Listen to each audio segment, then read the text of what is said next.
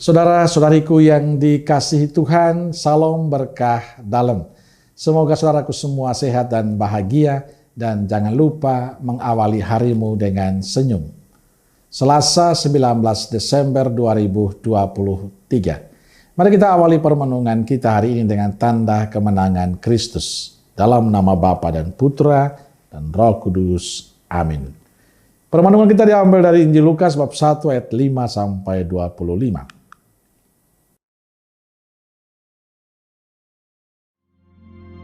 Pada zaman Herodes, Raja Yudea, adalah seorang imam yang bernama Zakaria dari rombongan Abia. Istrinya juga berasal dari keturunan Harun, namanya Elisabet. Keduanya adalah benar di hadapan Allah dan hidup menurut segala perintah dan ketetapan Tuhan dengan tidak bercacat.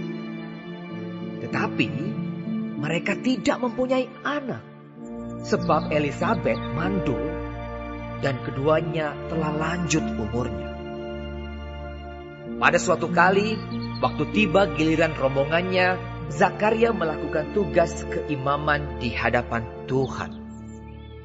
Sebab ketika diundi sebagaimana lazimnya, untuk menentukan imam yang bertugas, dialah yang ditunjuk untuk masuk ke dalam bait suci dan membakar ukupan di situ. Sementara itu seluruh umat berkumpul di luar dan sembahyang. Waktu itu adalah waktu pembakaran ukupan. Maka tampaklah kepada Zakaria seorang malaikat Tuhan berdiri di sebelah kanan mezbah pembakaran ukupan. Melihat itu ia terkejut dan menjadi takut. Tetapi malaikat itu berkata kepadanya, "Jangan takut, hai Zakaria. Sebab doamu telah dikabulkan, dan Elisabet istrimu akan melahirkan seorang anak laki-laki bagimu, dan haruslah engkau menamai dia Yohanes. Engkau akan bersukacita dan bergembira, bahkan banyak orang akan bersukacita atas kelahirannya itu. Sebab ia akan besar di hadapan Tuhan, dan ia tidak akan minum anggur atau minuman keras, dan ia akan penuh dengan Roh Kudus mulai dari rahim ibunya.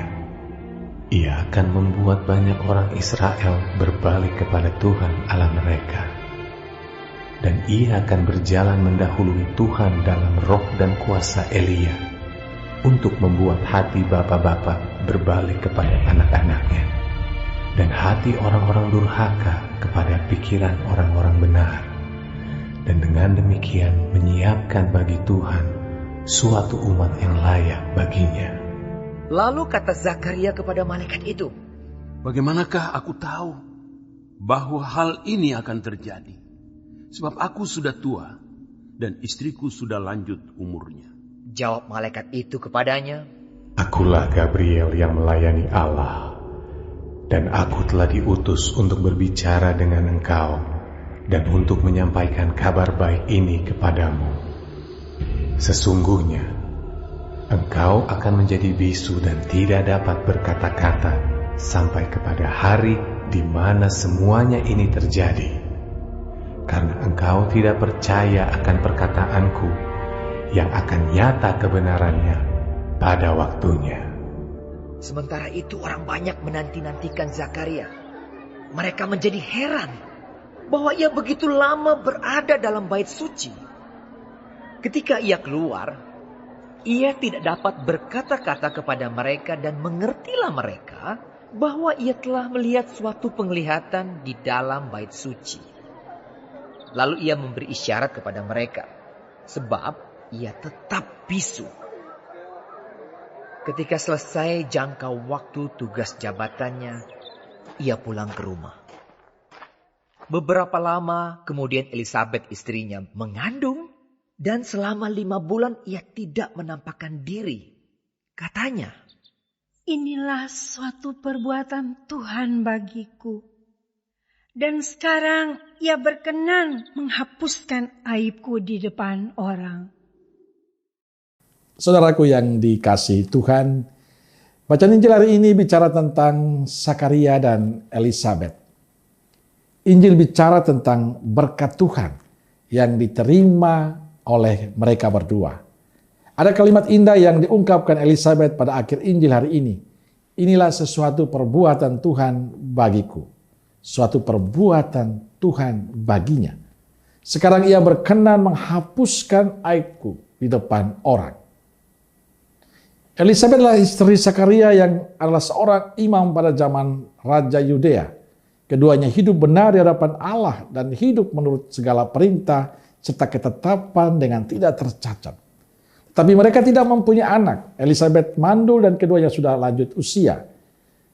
Persoalan kedua orang yang hidup benar di hadapan Allah itu adalah mereka tidak memiliki anak.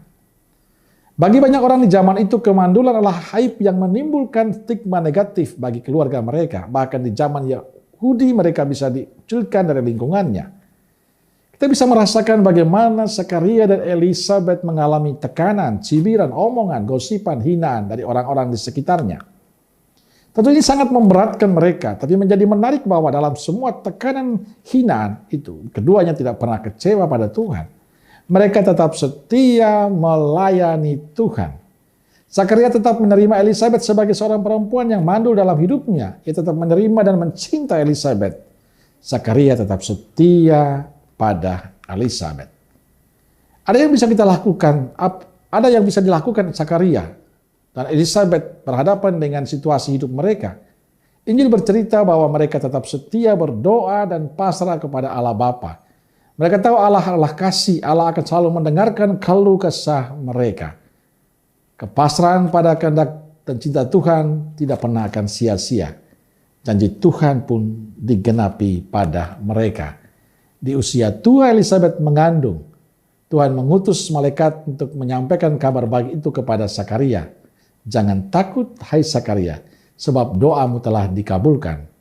Elizabeth istrimu akan melahirkan seorang anak laki-laki bagimu dan haruslah engkau namai dia Yohanes. Saudaraku yang dikasihi Tuhan, kisah hidup Zakaria dan Elizabeth memberikan contoh pada kita bahwa ketekunan, kesetiaan, kepasrahan pada Tuhan adalah kunci kita mendapatkan berkat. Memang dalam hidup sering kita menemukan masalah, menemukan persoalan banyak yang kita rasakan. Belajar dari Zakaria dan Elizabeth yang juga mengalami masalah yang sama. Tapi mereka tidak kecewa dengan Tuhan. Mereka tidak marah dan protes pada Tuhan. Tapi justru mereka semakin pasrah dan percaya bahwa kasih Tuhan yang akan terus melimpah pada mereka. Ini pelajaran iman yang luar biasa bagi kita. Dan mungkin juga bagi Anda dan saya. Kita semua punya masalah. Kita semua punya persoalan. Kita semua punya beban, tapi mari kita belajar dari Zakaria dan Elizabeth untuk tidak mengomeli Tuhan, tidak kecewa dengan Tuhan, tidak mengkhianati Tuhan, tidak putus asa, tapi teruslah menemui Tuhan setiap waktu, karena Dia akan memberikan berkat pada mereka yang setia. Amin. Semoga Allah yang Maha Kasih memberkati saudaraku sekalian, Bapa, Putra, dan Roh Kudus. Amin. Keluarga Kudus Nazaret, doakanlah kami. Amin. Berkah dalam.